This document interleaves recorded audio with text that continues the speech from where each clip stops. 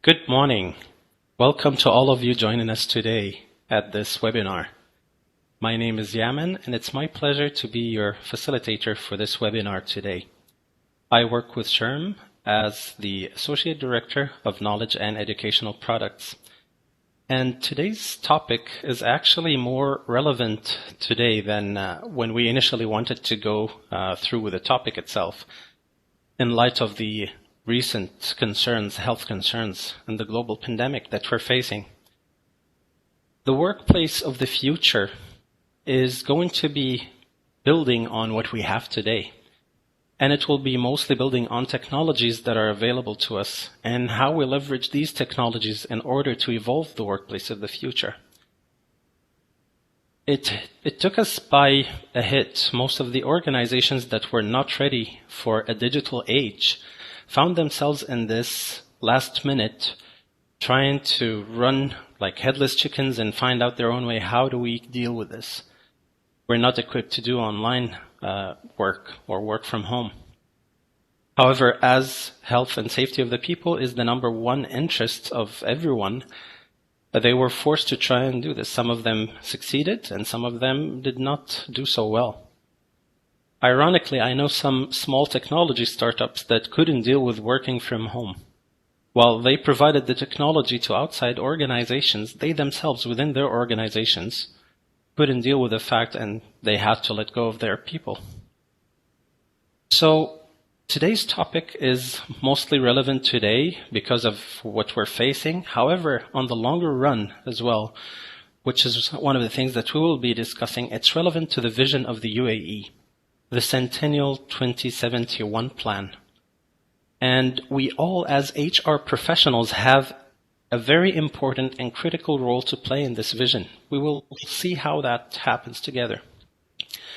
So just to take you through our agenda for today, we'll be first going through some of the definitions of the different terminologies and technical terms that we hear. This is not meant to be very technical and boring, but mostly an overview for us as HR professionals to be able to differentiate between these technologies so that when we're sitting, with our colleagues at the workplace and in the boardroom, when these terminologies are used, we're on top of things and we understand where things are. Then we will move on to discuss some of these technologies that are available today and what are their advantages in the workplace. How are they potentially going to be put to use, and how are some of them already put to use? And we'll do that through discussions of some actual case scenarios of whatever is happening here in our region and abroad, internationally and globally as well. However, as with everything that we implement, as with any change that happens in the workplace, it's not just as easy as flicking a switch and then we're live.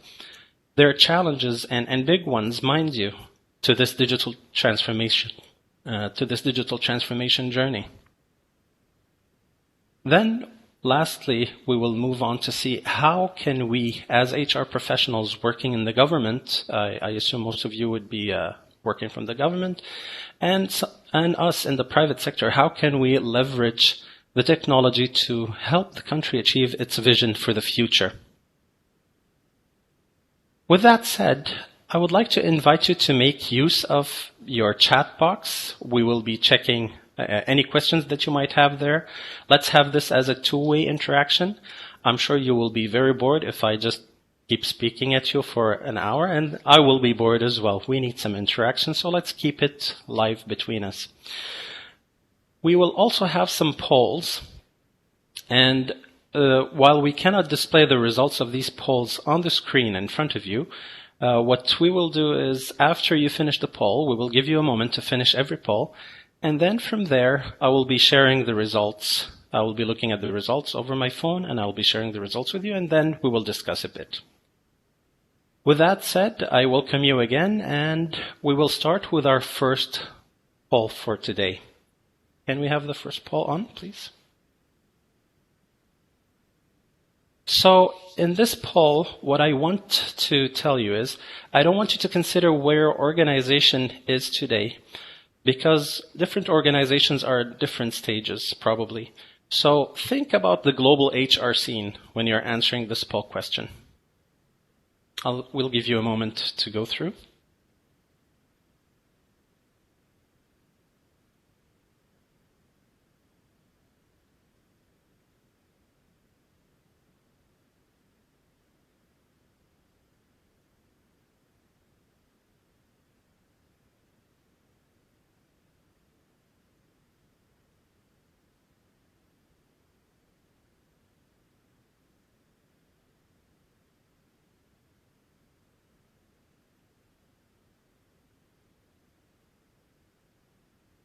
Okay, so we do have some results here.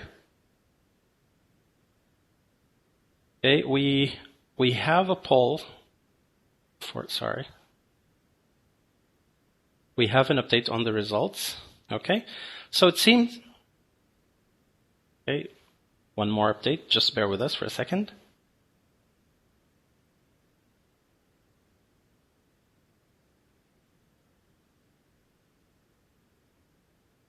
Okay, so it seems 48% of you believe that machines and technology will lead to a bit of a loss in terms of employment. And to some extent, most of you answered to some extent, 48%, almost 50% actually answered to some extent. Definitely yes, about 25 of you. Wow, that's many pessimists down there. Hopefully after this session we will change that perception. And not at all, very few. And about another 25% on the contrary. These are the optimists of today. So the truth actually lies somewhere in between. And we'll be sharing in the next coming slides a few updates that you can check. We have another update.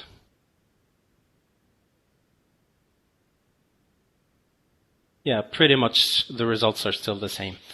Okay, so before we get into the answer to, where we are today in terms of, jobs being lost because of technology and everything, we will move on to the definitions, and then I'll be sharing with you a survey from McKinsey, something they've done that sheds some light onto this topic. So first, let's start by defining some of the concepts that we talk about when we mention technology within the HR world and globally in general. So big data is one of these big terms. What is big data? Big data is not a platform. It's not a fixed thing. Big data is a reference to the myriad of ways that we can collect data globally, the different touch points from people in the workplace, customers, everyone around, medical institutions, all of this. All of these touch points with different people, they're data collection points. So now we have quintillions of data points, and we have exabytes of data that we collect every day from all these different touch points. We will see how all of this data, some of it might be relevant to us as an organization, some of it might not be relevant to us. So having just this data on its own doesn't mean much to us as an organization. It's actually what insights can we generate from this data? What is relevant to us, and how can we use it to better the workplace and do good by our employees and our organization?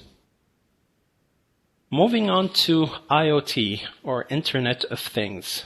Again, this is something we hear a lot about, and basically IoT is a collection of all the devices that we have currently that are interconnected in a way or another. To draw an example, think about your cell phone. So your cell phone can be synced. If you're an iPhone person, you can sync your iPhone with your iPad, with your computer, with your iMac if you have one. And all of these devices, whatever update you do on one device will be replicated across all other devices. Now, the Apple ecosystem is an easy comparison when we are talking about IoT, or an easy reference point. However, there are billions, literally tens of billions of devices worldwide that are interconnected. So this interconnectedness between these different devices is what we refer to as IoT. Now we're talking business. So we talked about the different devices that are interconnected, that give us insights. We talked about the amounts of data that we receive.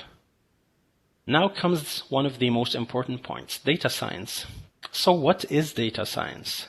Data science is there to help us make sense of all this data that we're collecting from all these devices and touch points. Think about your social networks. Think about your shopping experiences. Think about your conversation online with your friends over your phone, over WhatsApp or whatever, the platform you use. Think about what you watch on Netflix, and think about how you browse the internet. So what happens with data science is that based on your interactions with every one of these mediums, there are people and machines working together at the back end and trying to make sense of your world. What appeals to you as a person? How is the world from your perspective? This empowers businesses to provide solutions for potential customers, and if used in an HR context, can also help HR provide services for their internal customers, i.e. the employees. I don't know how many of you noticed, but sometimes when you research a topic and you go to watch YouTube, suddenly all the ads that you see turn into whatever you were searching on the internet before. That's not a coincidence. It's there. It's done through algorithms, complicated algorithms that watch what you do and try as much as possible to show you things that might appeal to you. Then, last but not least, we will talk about AI. Now, AI, we all know that it's artificial intelligence, but how is this built? So, as you can see from the slide in front of us, we have AI at the top and we have 3 subcomponents at the bottom. However, we will do this the other way around. We'll start from the bottom up. So let's start with machine learning. Machine learning is one of the most important components of AI, or subsets of AI. What happens with machine learning is, with all the data that we've collected, there are some statistics that are put in place, algorithms and things that try to make sense of this data, try to look for trends in this data. So that's pretty much what machine learning does. It looks for parallels and it draws conclusions and it gives you trends. Moving on to neural networks. Neural networks are programs as well, computer programs that try to mimic how the neurons are fired in the human brain. So kind of to try and mimic how the logic of humans happen and try to help machines to adopt a similar logic.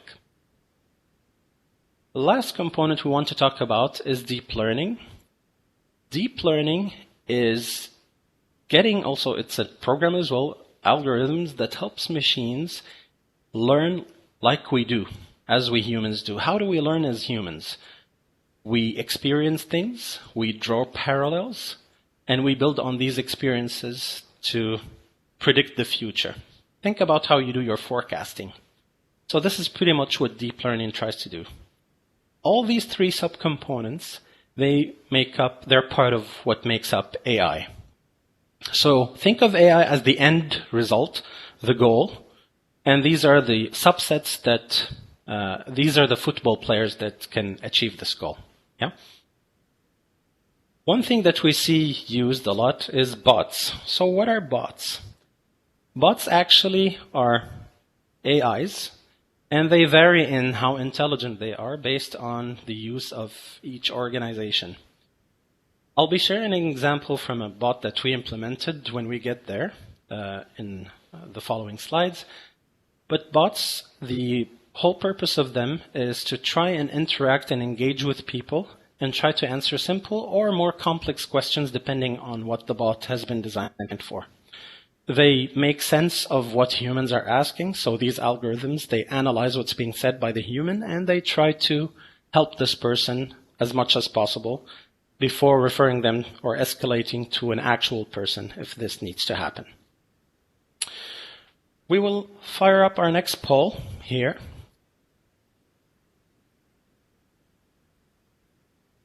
And in this poll, again, what I want you to think is of HR globally.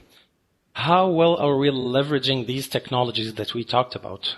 Not in your organization, because this might vary. Think about the global HR scene.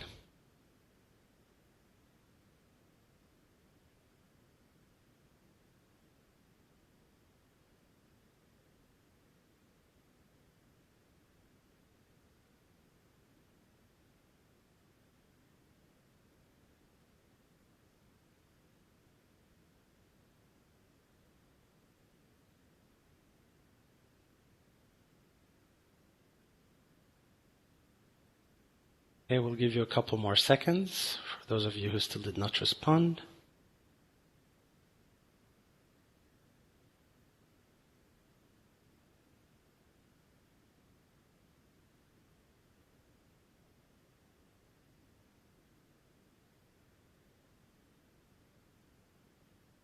Okay, so the last result that I have here is, okay, we have an update. Just wait for that.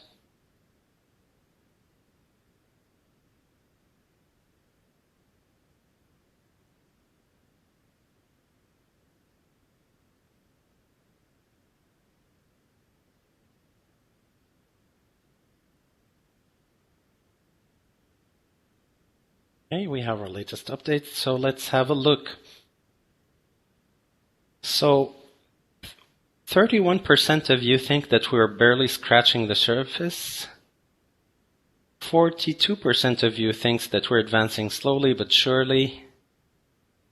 almost 18% think that we're well versed and experimenting.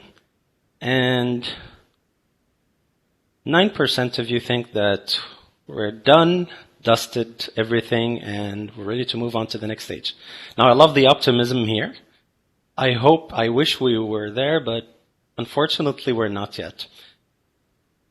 So the truth is actually somewhere between option 1 and 2.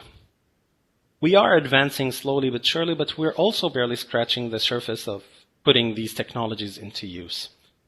Maybe in terms of what we see today, these technologies are being, advancing slowly, and we're experimenting with them.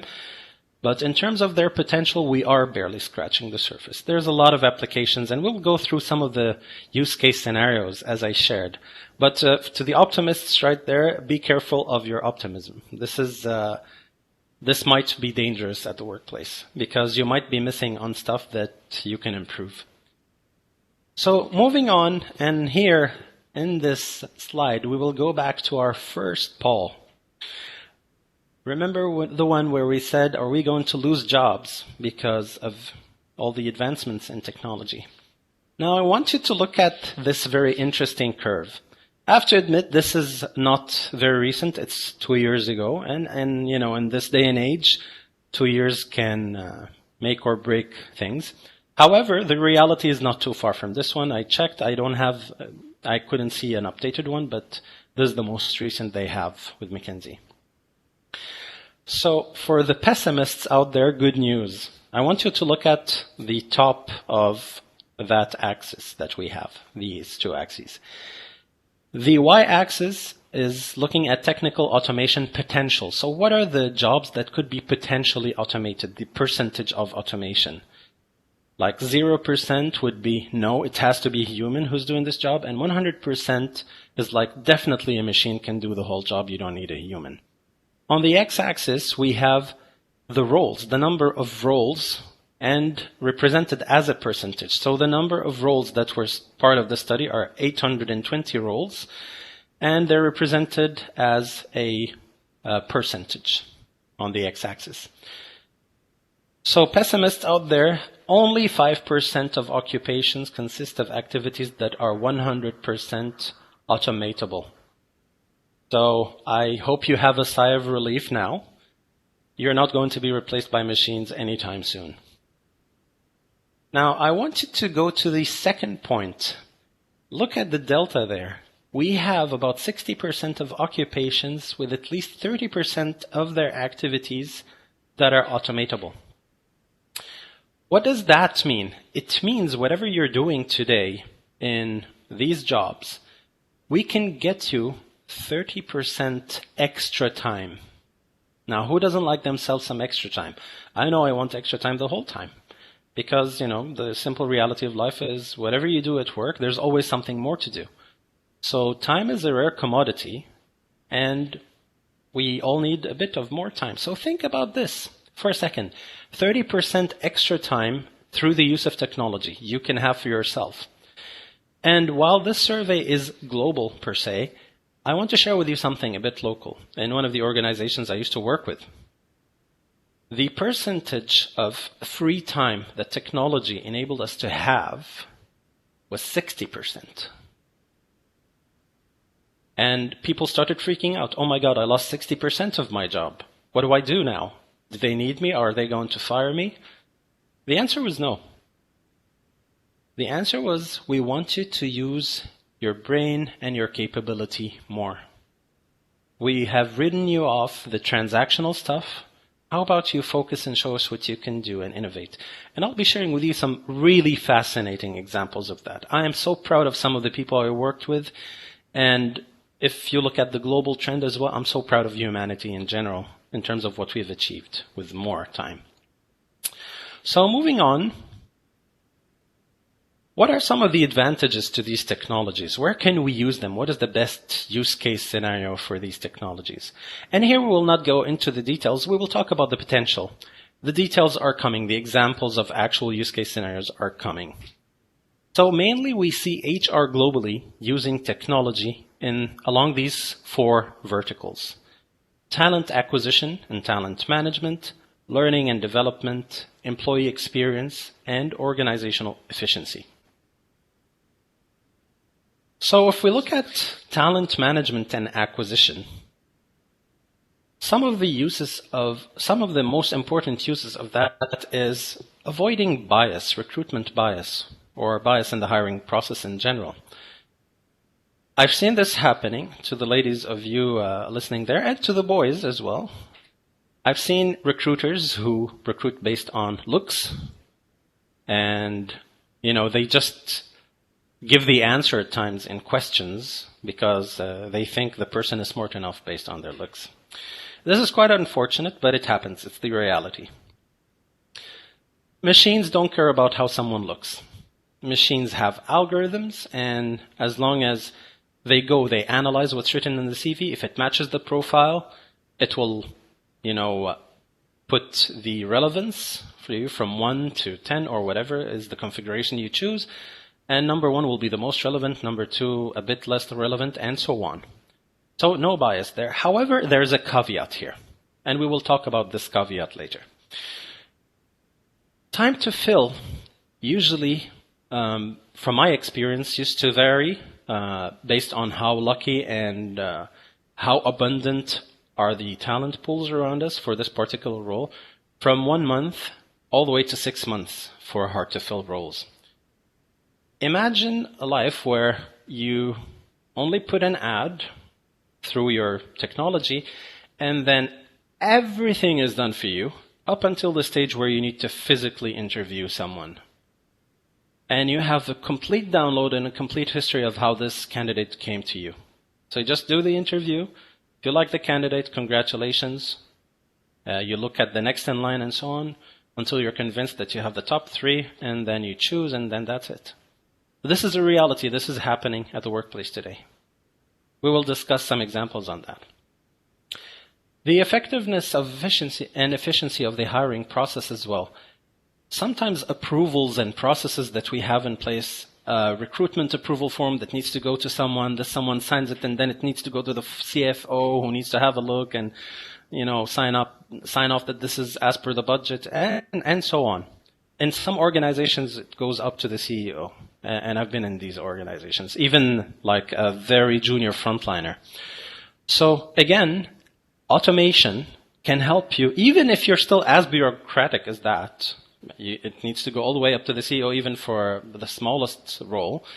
Technology can help you move this cycle much faster, because through using e-forms, for example, and triggering actions through your systems, it will probably do this whole thing in a day, as opposed to physically taking papers around.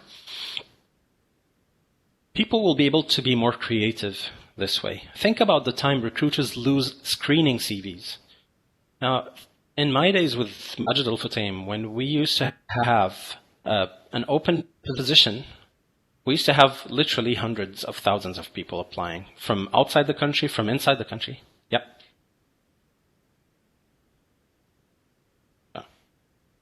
Sure, I'm sorry, it seems you guys have seen an ad.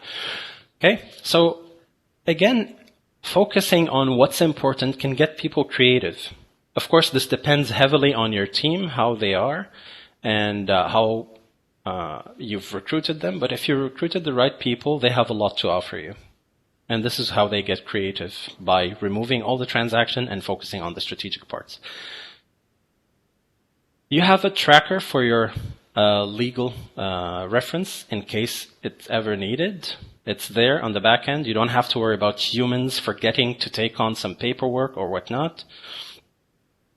And one of the most important things is that when using systems through talent acquisition and talent management, which actually feed into each other, we can identify the talent heat maps in the organization. So from the first interaction with a candidate, everything has been recorded throughout until they become part of the organization. Even within the organization, how are they developed and what are their skill sets? And how have they developed and what are the positions that they might occupy in the future? So these are what we call talent heat map. How is the talent dispersed across the organization? This is something that we can do with systems as well. And of course, having access to talent heat maps and understanding where people might fit, you have a talent pool ready for that. And it gives you actually an understanding of people's preferences. When you watch these movements happening across the organization, you'll see who are the people that want conditional growth. I either get promoted where I am or not. And the people who are more open, more mobile. They don't have any conditions. I will move from point A to point B to point C to department Z, whatever, just to get that promotion opportunity. And these are the people that you want to encourage in the organization. And of course, all that feeds into your succession planning as well. Now, moving on to learning and development, some of the best use case scenarios that we will see revolve around knowledge management and retention. When people leave the organization, we lose a lot. However, with the use of systems, specific system, talent management systems, we can capture this knowledge. And knowledge management systems, they work hand in hand in capturing the knowledge. So organizational knowledge is not lost when somebody leaves the organization, which might be invaluable to the organization, mind you. Increasing accessibility of learning. We're in the day and age of mobile learning, micro-learning, blended learning. All of this is possible through the use of the right technologies. People don't want to spend a lot of time, and this is something I keep seeing in organizations. People are hesitant to attend trainings. Rarely do I see a training that has everyone ready and fired up and they want to just go with the session. So accessibility of learning through e-platforms has made it easier for everybody to gain more knowledge in this knowledge economy and to develop new skills that will help them progress faster. Again, here's the caveat. How do we promote this? Do we promote it in the right way, or do we just throw it at people and expect them to make sense of it? Enhancing the learning experience through the use of different tools. There are now interactions. You can do full classroom interactions. I was reviewing some demo for Adobe Connect, for those of you who are familiar with the platform. An amazing platform where you can do a lot of things online. Almost a replica of an actual classroom, but virtually. So a lot of capabilities there, and you can include videos and different elements and etc.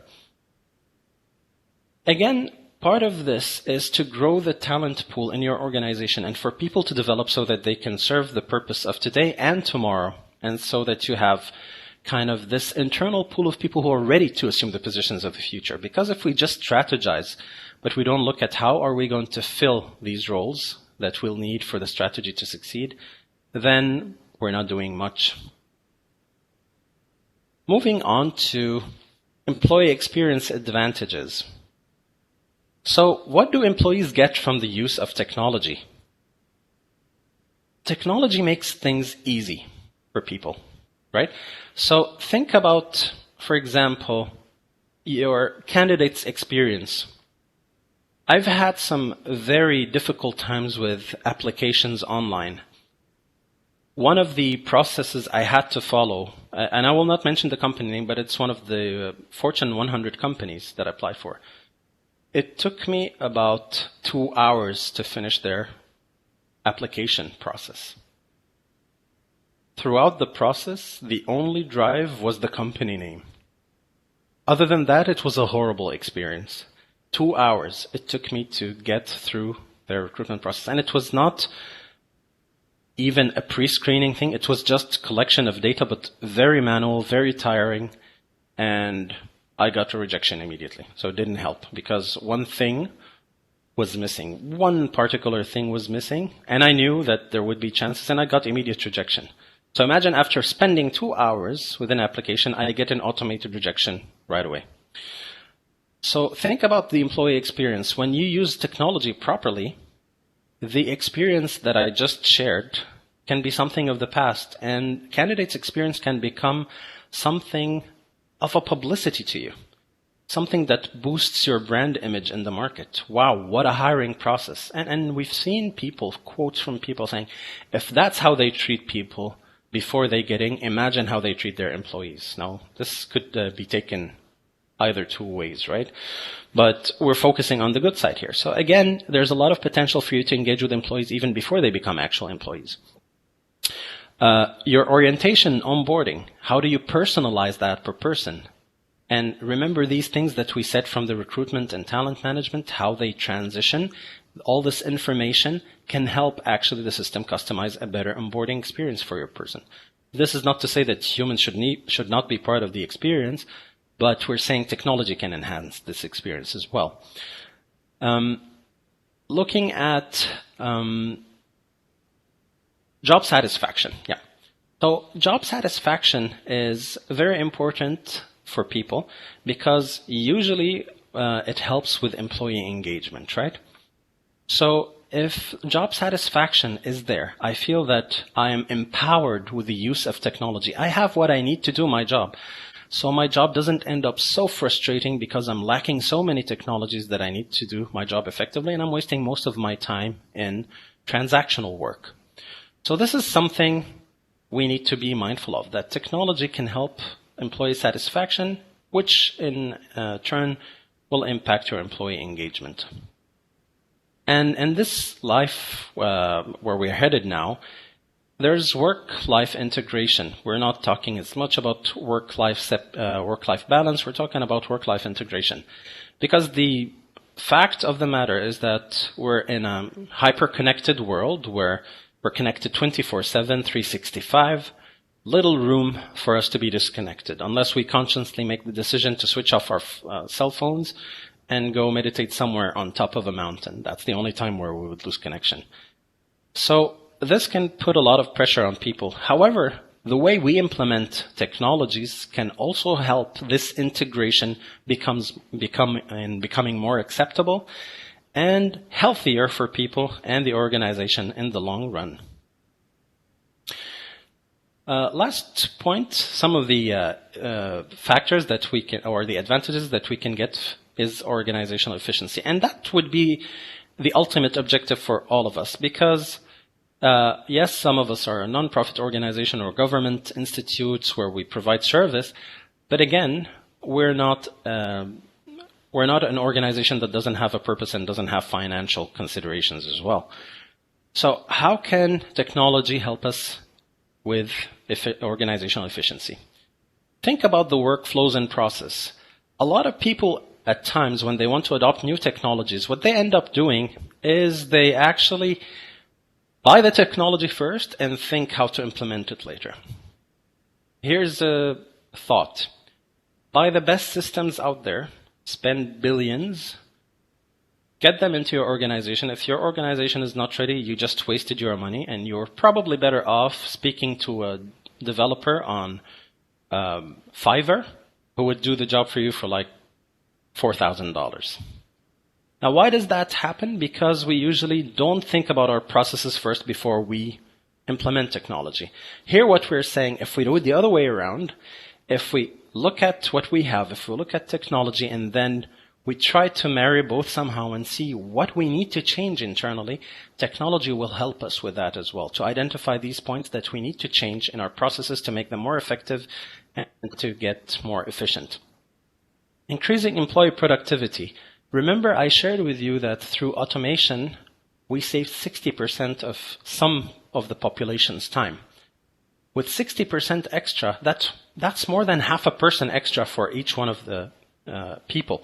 And the department was around 16 people. So imagine how much we got, how much more productivity we got out of people, and how much creativity, which obviously impacts your bottom line. Corporate governance is another thing. Technology, once you program things to do the right thing, they don't forget, right? They will keep capturing things for you, and you will keep having records. So it helps you with your governance. You have track of everything that's happening online for audit purposes, for your internal governance, and you have a more robust process around the whole matter rather than just giving this task to humans simply. This leads to compliance as well, so your compliance increases with more governance. Helping elimination of duplication. What these systems can do for you, if put in the right context, especially talent management systems, what they can do for you is highlight where are some of the replicated skill sets in different places, and what are some of the replicated roles in different places.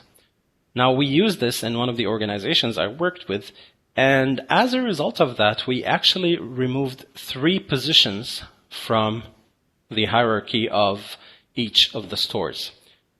So we had 3 positions that we didn't need. They were somewhere in between, and through smarter task distribution between the existing members, we were able to eliminate 3 roles from around 60 business units. You just do the math and think about how much money we were wasting because of these duplications. This is not to say that we fired these people. No, we found them something better to do. Enhancing profitability. So I think this is a subset of all the above. Once you do that properly and you implement your systems properly, you will see the difference in your bottom line. And most importantly and relevant to what's happening today is support for business continuity in face of crises. Today we're facing a global crisis, a pandemic. A lot of organizations were hit with this and found out that they were not ready for this and lost their business. And a lot of other organizations were ready and they just kicked in their plans. So imagine the difference here. People lost their jobs, organizations just died, vaporized. And other organizations, some of the organizations, I'll give you an example. If you heard of the University of the People, they're a fully online university, and they sent an email. You could see the emoji, actually. There wasn't an actual emoji, but you could feel that there's an emoji with the way they were speaking. Guys, for us, it's business as usual. It's online. This is the bottom line of what they sent. That's their founder. So, again, some of the organizations were not impacted at all. Some organizations are actually benefiting from the situation to sell more services. And some organizations, they're in the past. They are no longer there. And I shared with you one of the clients I used to work with before I joined SHRM actually is one of these organizations that are no longer here anymore because they were not ready for what's going to happen. So again, technology can enable you to have business continuity in place so that your business is not impacted. Now, I'll pause here for a second and let's have a look at the chat and see if you guys sent anything. We'll be answering some questions. Okay.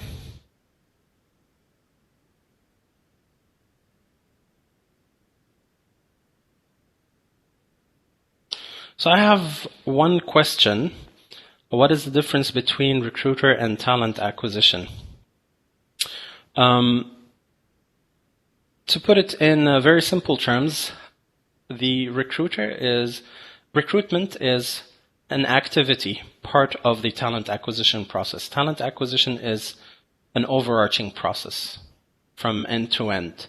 So recruitment, the act of recruitment or the position of a recruiter is one part of this activity, right? So talent acquisition involves everything from screening, identifying talent pools, all the way to people joining in the organization. And recruitment is only one bit in between after you have selected a candidate and you want to go ahead and recruit this candidate. Okay, so I don't see any other questions. We'll move on. Now we'll move on to some of the interesting case use scenarios that we've seen in the world. This is actually happening, and it's not happening this year. It happened like a couple of years ago. Cisco. They're building technologically advanced offices. So picture that you're working with Cisco, and you don't have an office. Your office is wherever your body takes you. What does that mean? It means they have developed systems that are so complex that, of course, with the help of AI and machine learning and all these things, and they actually study you as a person. What's the temperature that you like in a room? How do you like the light to be in a room? And what are the ergonomics of the places of the place that you were in? And anywhere you go will electronically and digitally transform into your preference. Now, don't ask me what happens if two people are in the same room and they have different tastes. I haven't asked. This is a question you probably should ask Cisco, but I'm sure Cisco is smart enough to figure a solution for that if this is what they've done. But this is what we know of this, and I think this is fascinating. Imagine that you're not constrained by space. If you're not constrained by space, it opens your creativity. You can do much more things because you don't feel like sitting here anymore. You want to move to where the sun is.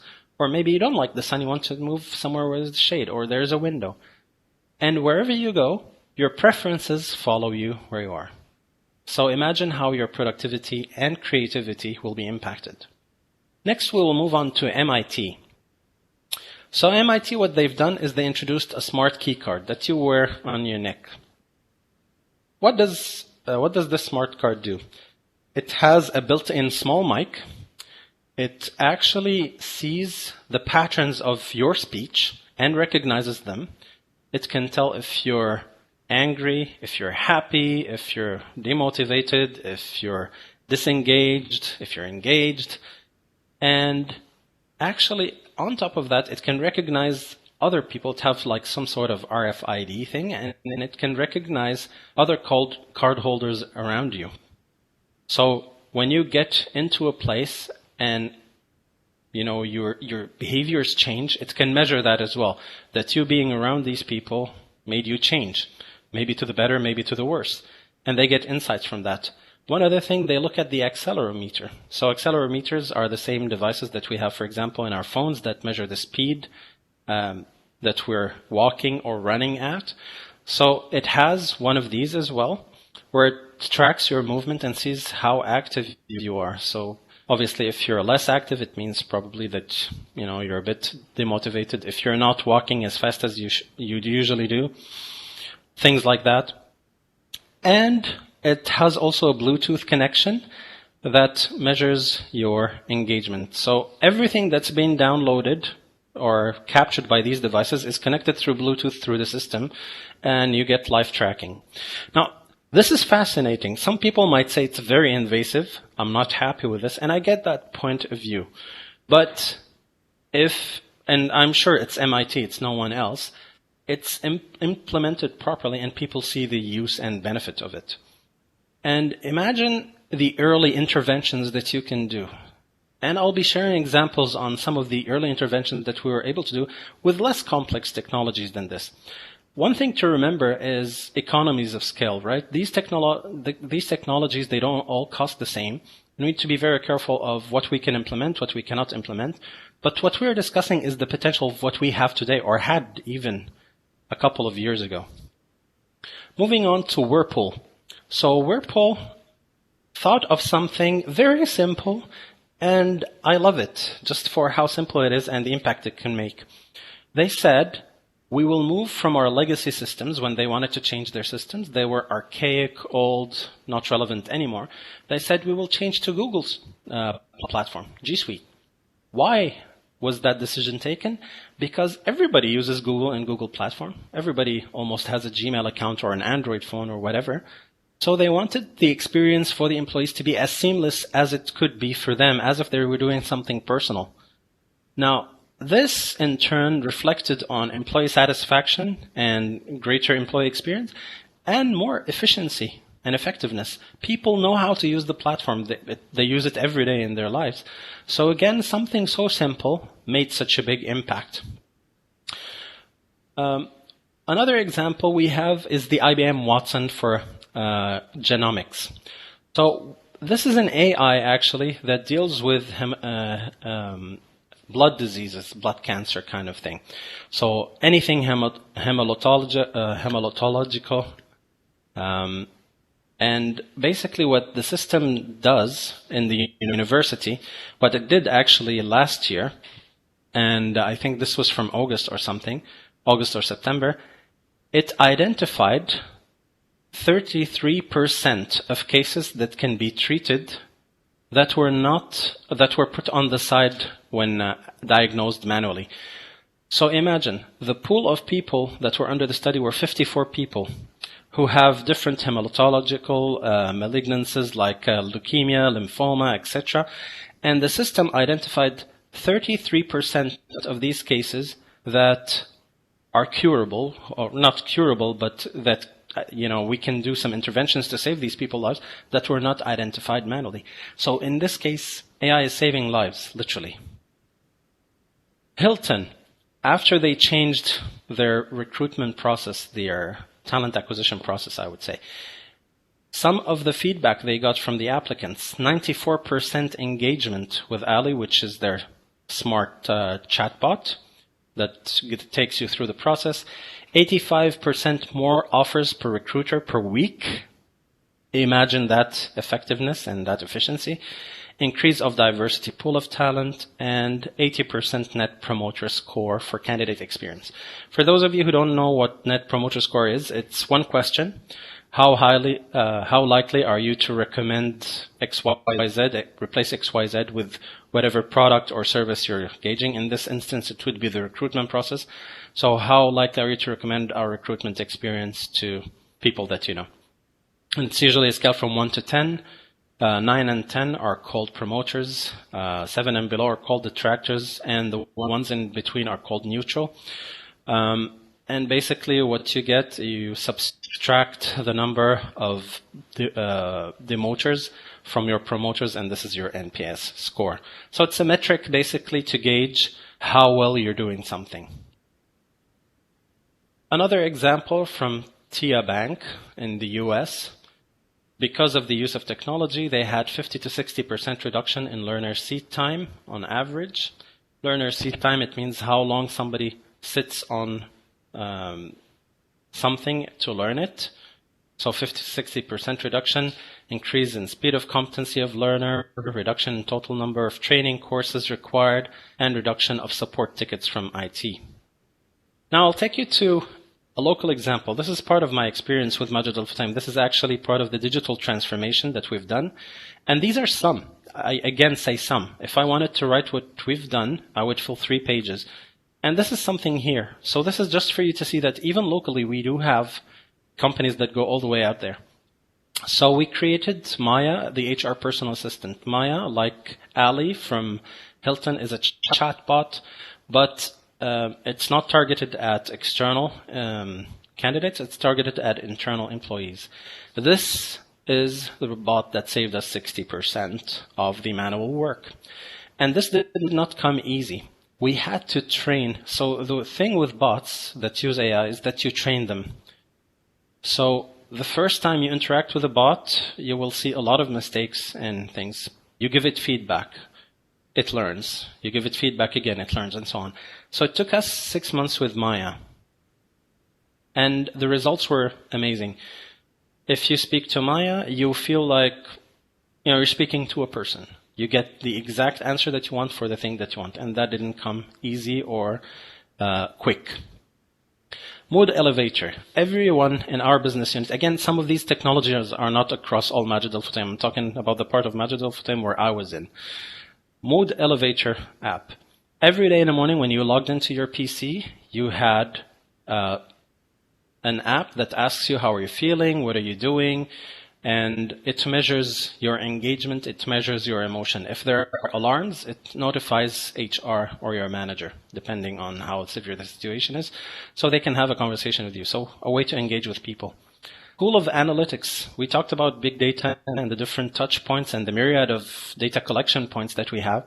But with all this data, we didn't have the team required to analyze this data properly and give us insights, or we had to outsource it. So the decision was made to open the School of Analytics, and then everything that HR requires, finance, whatever, we all get our analytics from the School of Analytics.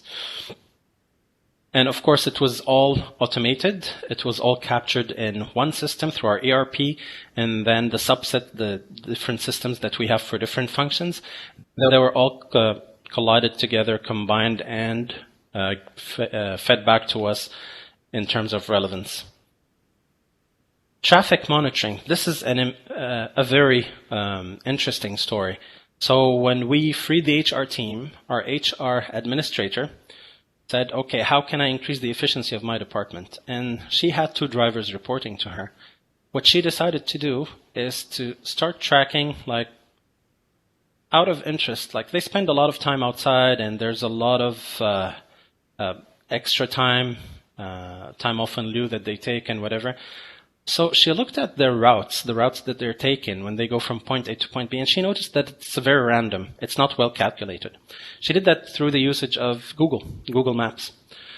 And she was like, okay, this can be much more efficient. How about I plan your routes for you a day before? We sit down in the evening.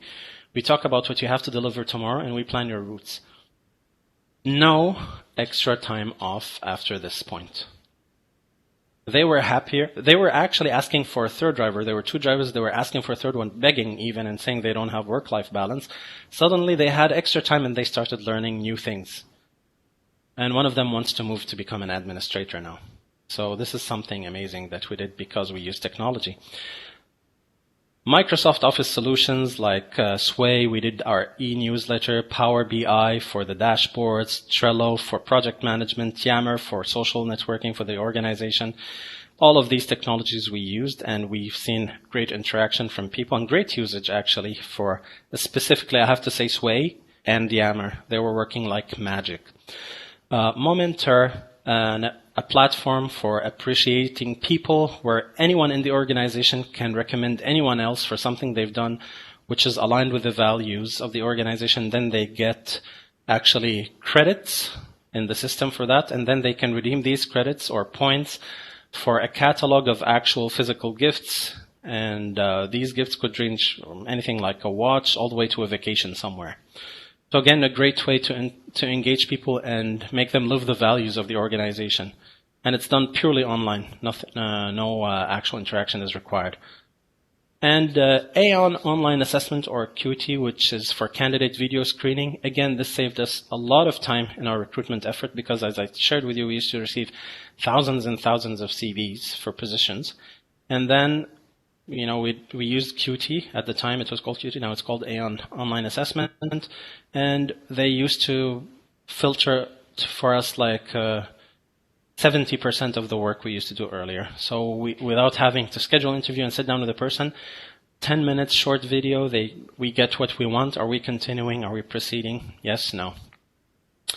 So these are some of, yeah.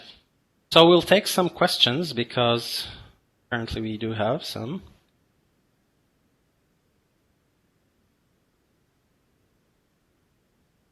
Okay. How do you measure organizational efficiency? What are the perspectives of organizational effectiveness? Okay. So the way we measured efficiency is through different ways. First off, we looked at how much time are people spending on certain tasks. And we looked at, when we implemented these technology, how much time are people spending on these tasks or other tasks that they didn't look at before. And how are these in turn relevant to the organizational strategy, and how are they helping us bridge this gap that we had earlier? Because the only solution earlier was like, let's hire more people. Yeah, right? So again, we increase the efficiency of the organization and, of course, the effectiveness, because the difference between effectiveness and efficiency is always a thing. Efficiency is how well and deliberate you do something, and effectiveness is how fast you do it. So we actually hit both the nail on both of these things. So time was reduced in performing activities, and accuracy increased because most of these activities were performed by machines. Could you please provide examples of employee engagement? Okay, we'll park this one till the end because it's not very relevant to the topic. We'll prioritize whatever is relevant to the topic. What do you think is the future of HR in the UAE? In the world of HR digitalization, I need your answer in terms of employment opportunities for fresh graduates. We will come to that, Abdul. We will come to that. It's part of this presentation. Does organizational efficiency help measure the organizational happiness index of organizational health?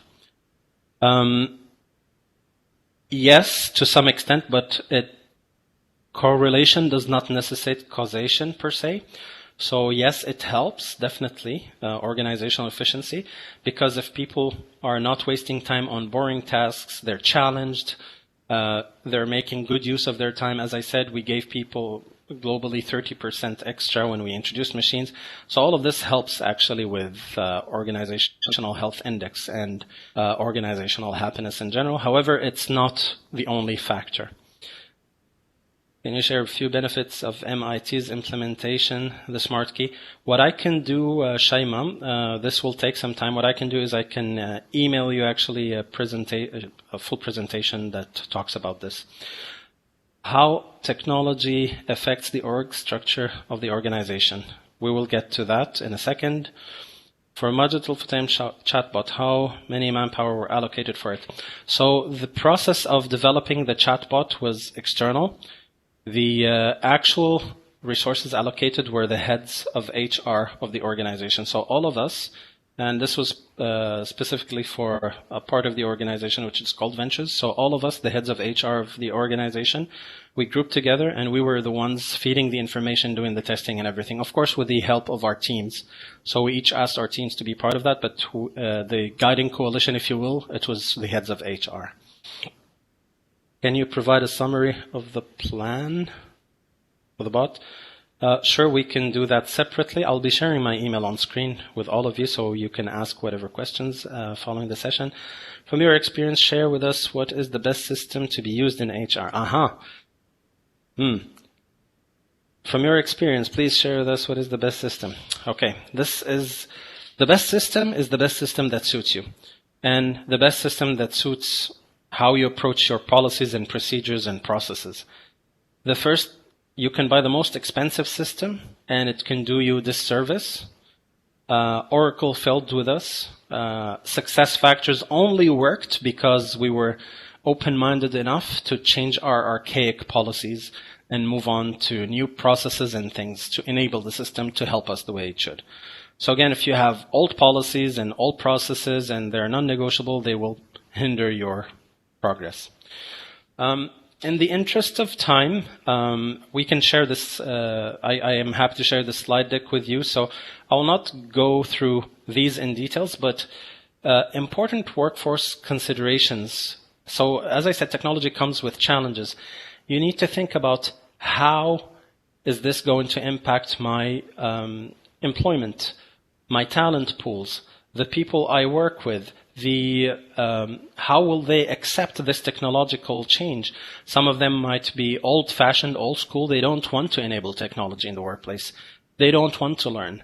Some of them might be afraid. Some of them might need some guidance, some training. So a lot of considerations there. We shared now when, for example, you want to choose an HR system, big part of it from an organizational perspective is actually how does that fit into your organization and your particular situation. There's no one best answer for this. And please do understand this. You and you alone can know what is best for your organization. We will go through a process now very quickly. Because we're running out of time. We'll go through a process that will show you a guiding principle on how you can analyze and make the best use of the systems that are available in the market.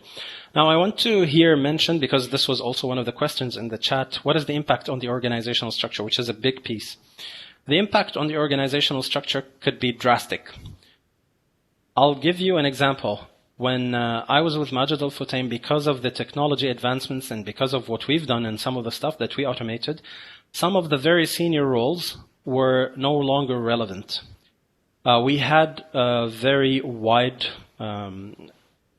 let's say, senior management team with different designations, because this was the best way of doing things then, before we introduced the technologies that enabled us to do a better job. But then what happened as a result of the usage of technologies and HR systems and the e-learning and everything that we've done, actually people from the bottom upskilled quite a lot. And we found out that one of the reasons we were hiring as many senior people is because our bottom line employees, they were like not so skilled. But once we enabled them, we gave them this learning and people actually subscribed to it.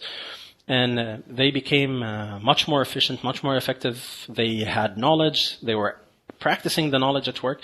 It made some of the senior positions irrelevant. So what we did, we pushed some of the middle managers a bit. We created new designations. They were still middle managers. We created new designations. And for the junior ones, they took more responsibilities than they used to take. So all of this happened because of technology, because of how we use technology in recruitment, because of how we use technology in talent management, because of how we use technology in learning and development. So I hope this gives an example of how it can change. So the question remains is, our organization was agile enough to say, for the sake of getting where we need to be, we don't mind changing these things. We don't mind changing structures. We're actually encouraging you to change structures. Question is your organization the same? Or are they expecting that everything remains archaic or as it is, and then magically technology will solve the problem? Because this is not the case. Training, I want to mention very quickly on learning and development. The thing that we face difficulty with the most is that people, because it was an online e-learning platform now, and they had access to everything, and they had KPIs, right? We wanted them to achieve KPIs, so we had KPIs for employees for training. Some of the smarter employees, they were like opening 3 laptops at the same time and going about their day of work, not attending any trainings, and it was recording as training, that they've gone through the training. And we didn't make the quizzes mandatory at this point. Now, after we discovered this fraud, of course, we changed that. And we noticed that there was a huge dip in e-learning. Yeah, so people were genuinely not interested. How did we make it interesting again?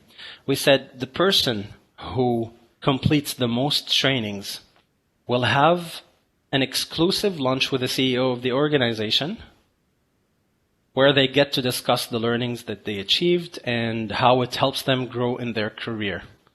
So we linked it to their career, and we said it's an exclusive conversation with the CEO. Guess what? Numbers jumped again. And people were genuinely learning because they wanted to meet the CEO and impress him. So you need to be resourceful when you use technologies. Okay.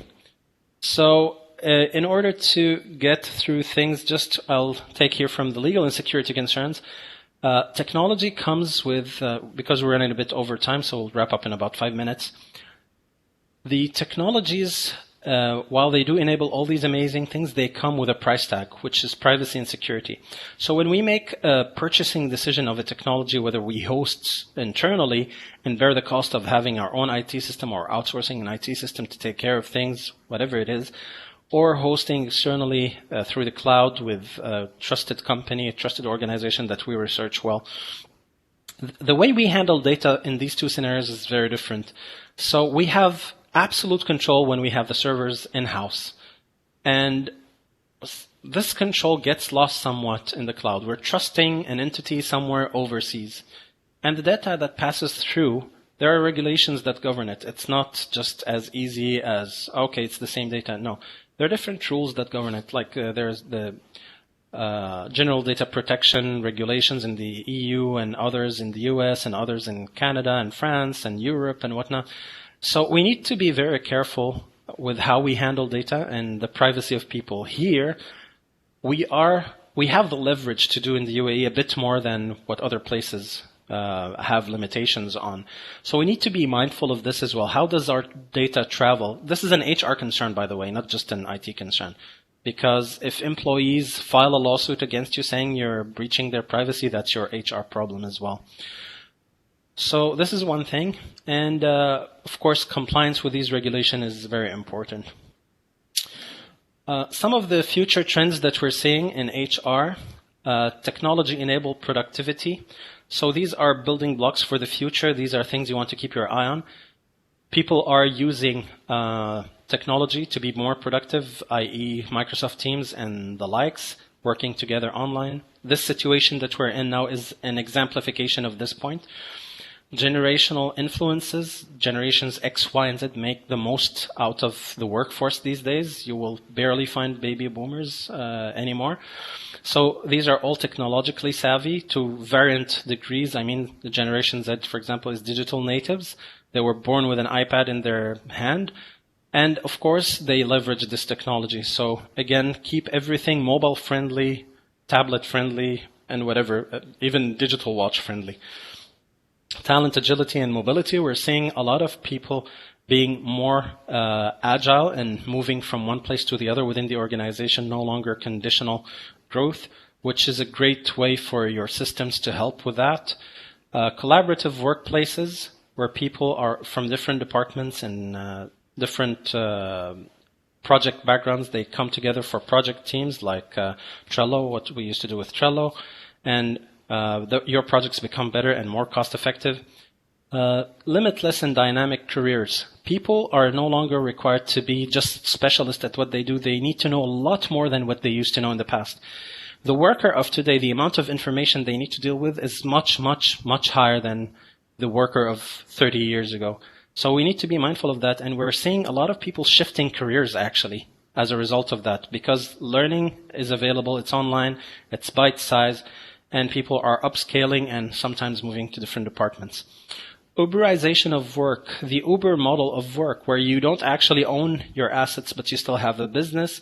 Think about that in terms of, for example, your IT team. You might just have a head of IT, and your whole IT team could be, digital nomads, people who just take their laptops in a coffee shop and open up and work from there. What is the security threat with that? How will you manage it is a question you need to ask yourself, but this is actually happening. Plus, this is happening more now. Even in countries like the US, they use the gig economy to reflect on that. Fast and flexible teams that are actually running faster because technology is faster and competition is fiercer, so we need to upscale. Employers as developers, so a lot of people are relying on their employers to help them develop, and employers need to enable them digitally to be able to develop. And meaning through work, which is also something that we achieve by having a good employee experience. Now, last but not least, something very important, I want to briefly talk about what can we do for the UA Continental program that we have, that the leadership of the country has launched. It focuses on 4 axes: the government, the economy, the community. What do we want to do?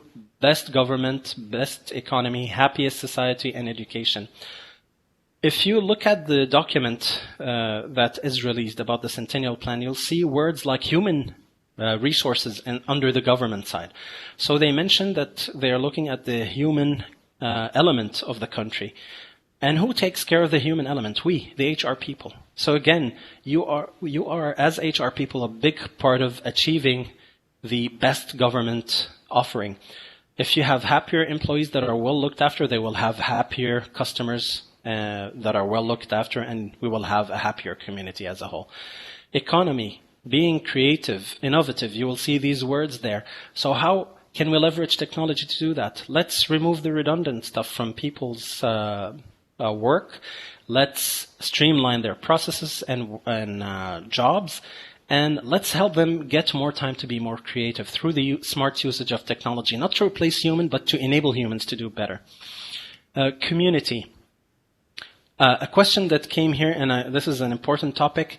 What are you doing as HR community to help graduates understand what are the job prospects that they have?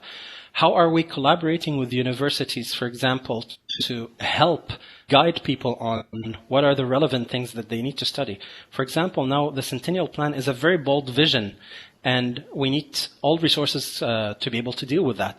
So what are we doing in order to promote the right message to the people who are potentially going to be executing this vision for us? And of course, how are we promoting tolerance at the workplace and acceptance of others? And education, what are the things that we need to do to enable education? We talked about learning, development, and organization, being agile learners, small bites that people can digest and work through, and that can help them develop and grow. So all of these things, if you go back through, and again, I will be sending you my email, I'll send you the presentation, whoever wants to, have a go through, take a deep look, and then think for yourself, where am I today? What can I do better?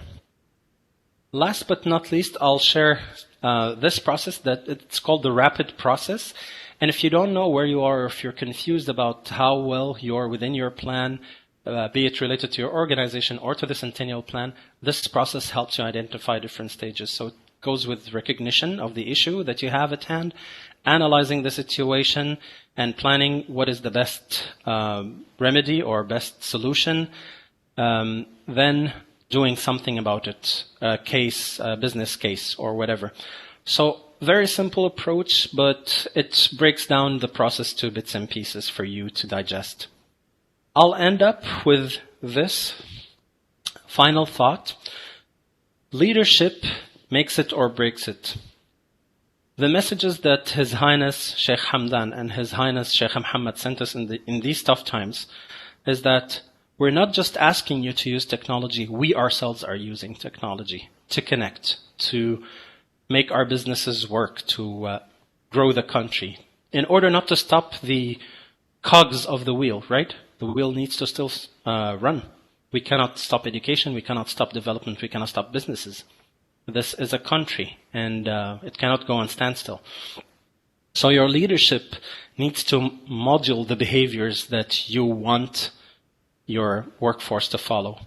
And without leadership consent and without leadership as an inspirational role model, things will not be as easy for you to implement. So this will be our last slide. Thank you so much for your attendance. I hope we answered all the questions. I'm just having a look here. You have actually the details here on the last slide. You have my information. You have other places where you have resources. So please reach out to me. I see on the chat people are asking for the presentation. You have my email here. Please do reach out, and I'll be more than happy to send you the slide deck.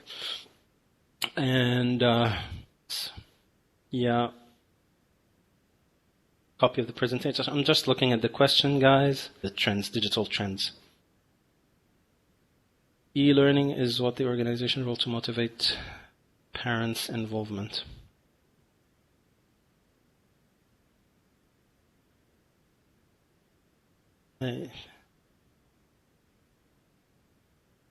Okay, I didn't get the question, so maybe again reach out to me in private and I'll be happy to answer that.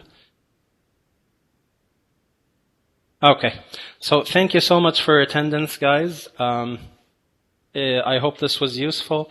And again, if you need anything, if you have any questions, please feel free to reach out to me. Thank you very much.